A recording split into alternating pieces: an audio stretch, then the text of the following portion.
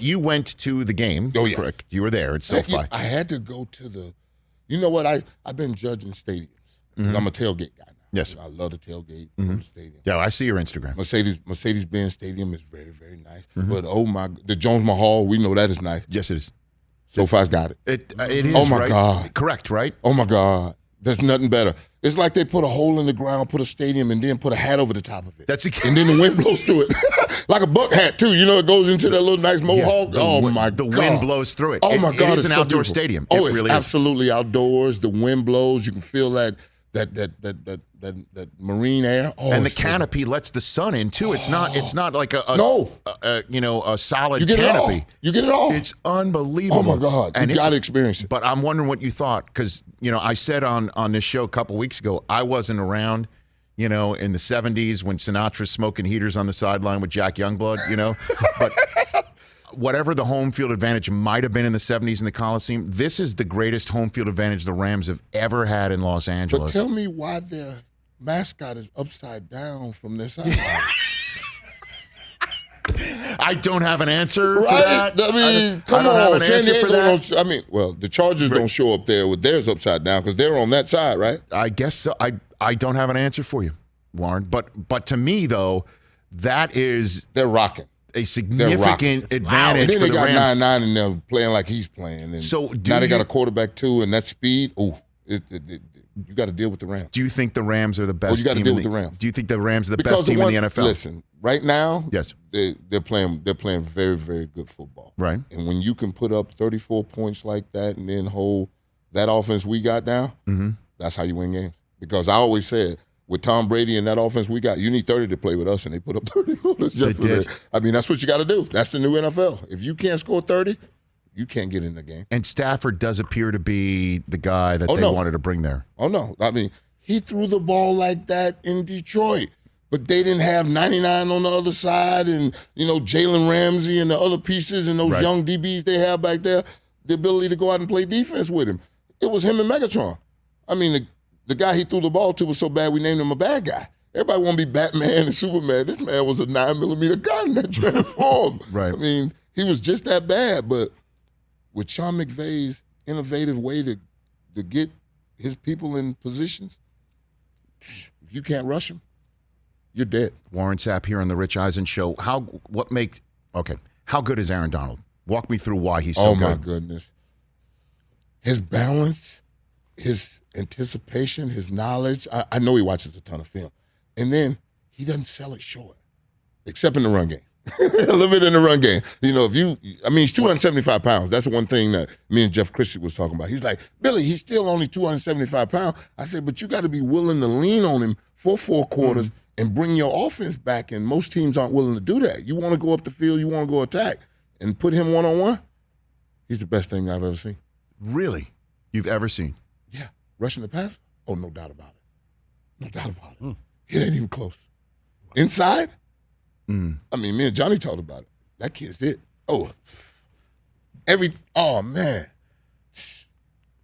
I love the way he gets on the edge and flips and goes. I love his motor, but I just wish he'd play that run a little bit more. What do you mean?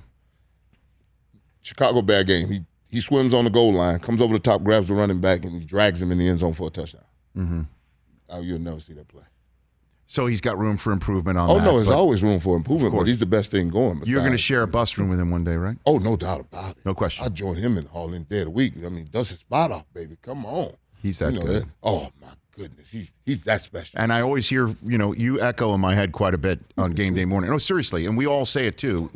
We still say the Sappisms all the time. And one of them is the front and the back end have to play together. Right. Must. So how do he and Ramsey work? Because again, we're going to have to see this. That they're about to get into the deepest end of the pool in terms of division play. Oh, that's where the rubber hits the road. Correct. And that's where Aaron Donald and Jalen Ramsey and that front and that back end must come together, because you're going to play Russell Wilson, and you know what deep ball he throws and the protection they're going to provide him, and then his ability to move around. Right. So now, with that clock in a quarterback's head, Jalen Ramsey can take those chances. Those DBs can now break on those routes and play the sticks. When it's 3rd and 7, they're not going for 18. Right. They're going for 7. And if you got somebody that can put pressure on the quarterback and he's got to get rid of that ball, that's when that pick six happened. Warren Sapp here on the Rich Eisen Show, first ballot Pro Football Hall of Famer. So how good are the Cardinals? Because they're 3-0 too, Warren. And you just mentioned about deep ball, and you mentioned about quarterbacks that can run around. Kyler Murray is an MVP candidate right now, 3 weeks in. I think. And who in the hell gave him A.J. Green? I mean, right? I mean, the rich just keep getting richer. I mean, you kidding me? I know why Aaron Rodgers is going crazy up in Green Bay. I'm winning this with hood ornaments and 46 seconds on the clock and no timeouts. Unbelievable, boy. Unbelievable, boy. Hey, man, John Lynch has to be pulling his hair out to watch his defense give up that. I mean, that's tailor-made for a defense in Arizona. That kid behind quarterback, Kyler Murray, and then the weapons you give him with Hop and A.J. Green, and he's like a running back himself. Yeah, there's and Christian Kirk. Then you go on the other side of the ball. Right. And Chandler Jones is playing like a madman. What he did to Tyler Living or whoever, both tackles. Right. You know they switched tackles. The backup tackle should be fired. Yeah, Taylor Lewan. Yeah, Lewan got, oh my goodness. And J.J. Watt's there too. Listen, and J.J. Watt's just a hood ornament in this thing right now. He's inside doing his thing, but. Let me ask you this question, Warren. Is Chandler Jones a Hall of Famer? You know what? He's got over 100 sacks in his career. No. So does Simeon Rice and a bunch of other guys. You know, John Abraham and a bunch of other guys got over 100 sacks. I mean, that can't be the measure anymore. That can't. I mean, it's got to be your impact on the game. And it was once said to me, can the NFL story be told without you? If it can't, then that makes you a Hall of Famer.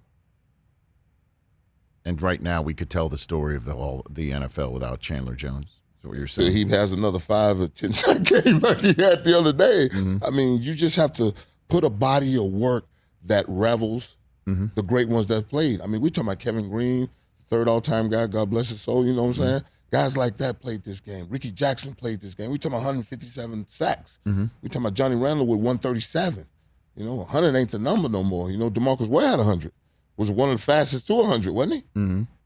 But now where's the 150? Hey, you watched all the way to the end. Thanks for that. Watch more right here.